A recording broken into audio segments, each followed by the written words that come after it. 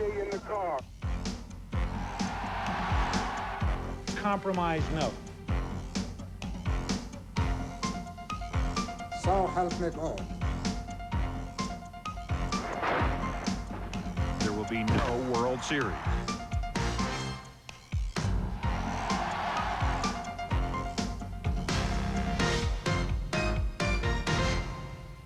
I'm Chuck Scarborough. Welcome to Images of 1994, the year in review. A look back at the people and events that captured our attention and changed our world. In 1994, there was a changing of the guard on Capitol Hill after dramatic midterm elections. And there was high drama in Los Angeles as the O.J. Simpson case shook the nation. We start with a look back at the shocking Simpson murders and what could be the trial of the century. Mr. Simpson is a wanted murder suspect. We need to find him, we need to apprehend him, we need to bring him to justice. This is AC. I have OJ in the car. He got a gun to his head. Don't feel sorry for me. I've had a great life. Please think of the real OJ and not this lost person. 911 emergency. Can you get someone over here now to 325 Gretna Green? He's back. I don't want to stay on the line. He's going to beat the... Wait a minute, wait. It makes me sick. It's a total joke. He thinks that he was abused by Nicole. To me, it's ridiculous. We should not forget the fact that we have two victims who were brutally slain. At this time, do you wish to enter a plea guilty or not guilty? Not guilty. At the time that this murder took place, OJ was at home awaiting a limousine to take him to the airport. So from 10:40 to 10:50, you continue to ring the bell? Yeah. And you got no response? No. Okay, so about 10:40 or so, you heard a noise? About that time. Can you describe for us the noise you heard, Mr. Kalin? Like that. When I found the glove and actually realized that this glove was very close in description and color to the glove at the crime scene, my heart started pounding. It was a gaping wound measuring 5.5 inches in length by 2.5 inches in width. He told me that the customer wished to have the knife sharpened. Now, sir, when you're referring to the customer, are you referring to the defendant? Yes, sir, I am. What was presented at the preliminary hearing was a well-orchestrated tissue of lies. Back up. Somebody hits me, you're going to jail. I'm so saturated by the irresponsibility of the media that I'm beyond being outraged. I mean, I'm almost numb to it at this point.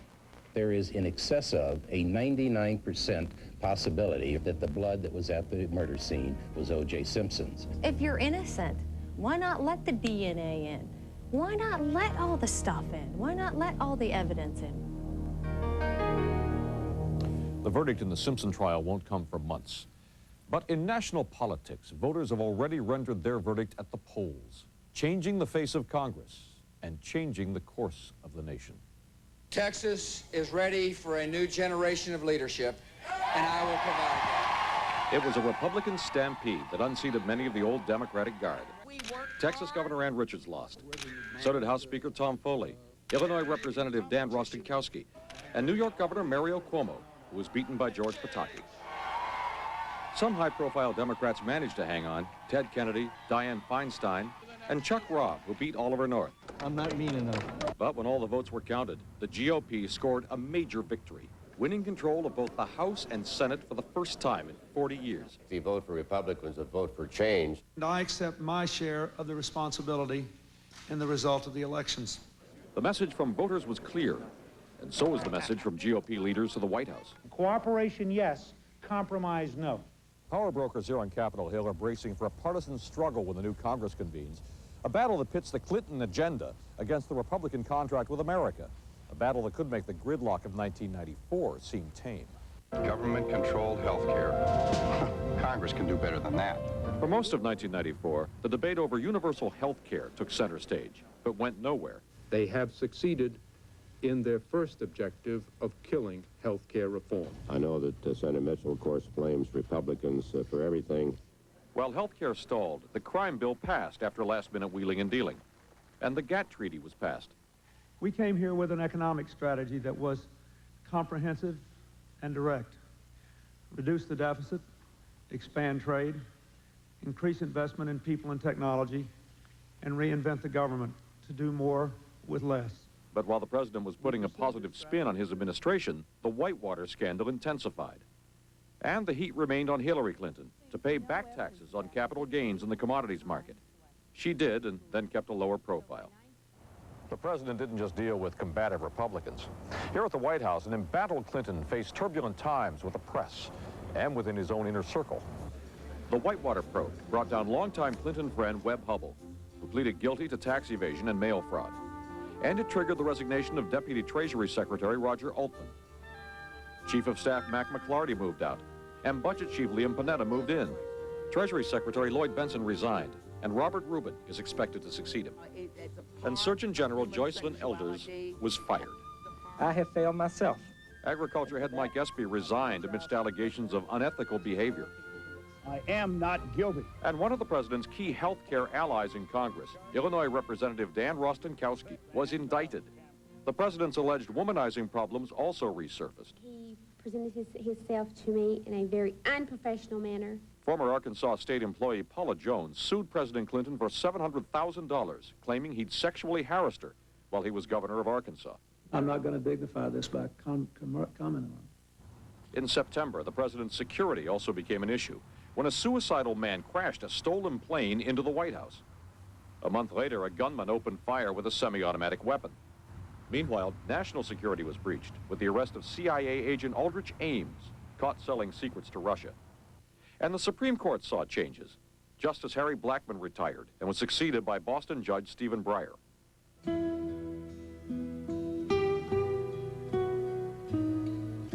In 1994, the death of former President Richard Nixon marked the final chapter of a powerful but tarnished career. And the world mourned the loss of Jacqueline Kennedy Onassis, the epitome of style and grace, a most elegant First Lady. The president suffered a personal loss with the death of his mother, Virginia Kelly. And the younger generation lost one of its icons. Nirvana lead singer Kurt Cobain committed suicide. Grief and pain gripped Los Angeles when it suffered a major earthquake in January. This was a student parking garage in Northridge, near the epicenter of the quake, that measured 6.6 on the Richter scale. Is anybody in there? Buildings and freeways collapsed. Thousands were left homeless, and the death toll topped 50. The fire got real big real fast. A deadly forest fire struck in Colorado, killing 14 firefighters. And floods ravaged parts of Georgia, Alabama, Florida, and Texas. Tragedy struck in the skies aboard 2 U.S. air jets. A crash in July killed 37. Another crash in September killed 132. In 1994, there were pivotal events on the international scene, dramatic chapters of war and peace that redefined the balance of power around the world. Free at last. In South Africa, an historic moment, a turning point, when Nelson Mandela took the oath of office and became president. So help me God. In the Mideast, PLO leader Yasser Arafat shared the Nobel Peace Prize with Israel's Shimon Peres and Yitzhak Rabin. Shalom, salam, peace. And while Israel and Jordan were signing a peace treaty, Yasser Arafat was rebuffed by hardline Palestinians who say he's selling out. Despite the diplomatic posturing, terrorist attacks continued to take a heavy toll at a mosque on the West Bank and on a bus in Tel Aviv. And in Bosnia, the war and slaughter intensified as Serbs challenged United Nations peacekeeping efforts, which fell apart. In Haiti, war was averted when President Clinton sent former President Jimmy Carter, General Colin Powell, and Senator Sam Nunn to negotiate a peaceful settlement. I want to thank them for undertaking this crucial mission on behalf of all Americans. Under the terms of the agreement, the coup leader, General Raul Cedras, stepped down, and elected President Jean-Bertrand Aristide returned from exile. And the Clinton administration got high marks when sabers rattled in the Persian Gulf, and U.S. troops once again faced down Saddam Hussein. This basically warned Saddam Hussein to go back to where he came from and not to try it again. In the former Soviet Union, surges of nationalism prompted President Boris Yeltsin to adopt heavy-handed policies in the Persian Gulf and Eastern Bloc. And in Rwanda, tribal warfare forced starving refugees to search for food and sanctuary. There were rumblings of war in North Korea.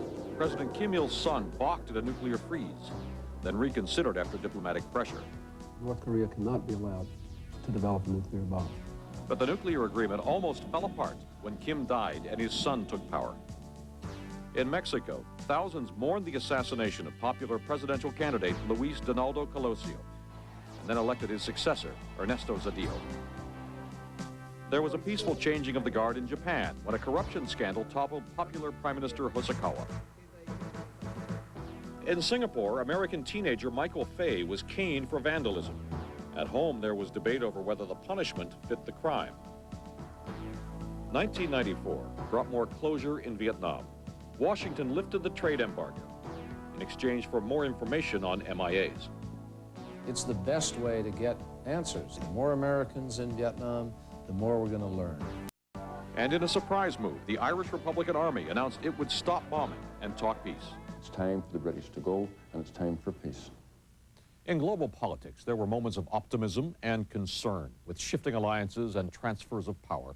Stay with us for more images of 1994 as the year in review continues.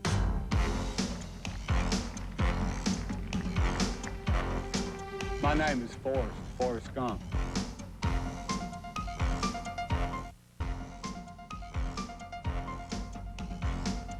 This is images of 1994, the year in review. I'm Chuck Scarborough in Hollywood, where the holiday movies got their start. But Hollywood produced a bumper crop of films during the rest of 1994, films that made us laugh and cry.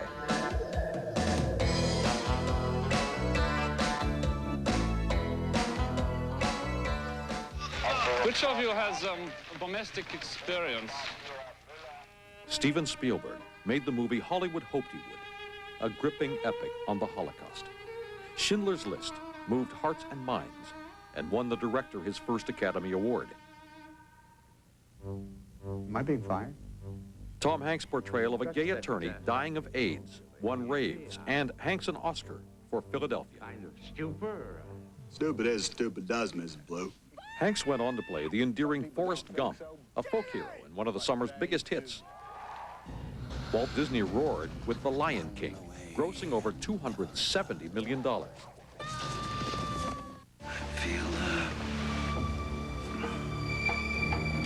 Good. Foxy Jack Nicholson and Michelle Pfeiffer teamed up in Wolf. Warren Beatty and Annette Bening were a team off the screen and on in Love Affair. Meryl Streep took a whitewater adventure in The River Wild. And Tim Robbins played a convict in The Shawshank Redemption. Geritol presents the exciting quiz program, 21.